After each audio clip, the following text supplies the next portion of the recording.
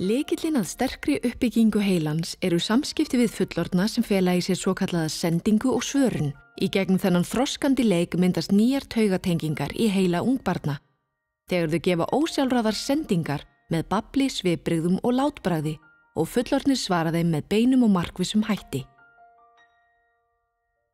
Þetta ferli hefst mjög snemma á ævinni þegar barn hjalar og hinn fullorðni svarar og dregur þannig athygli ungbarnsins að hönd eða andliti.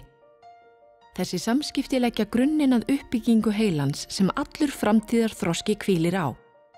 Þau stuðla að myndun taugatenginga milli hinna ólíku heilasvæða sem byggja upp þá hugrænu og félagslegu færni sem börn þurfa að hafa í lífinu.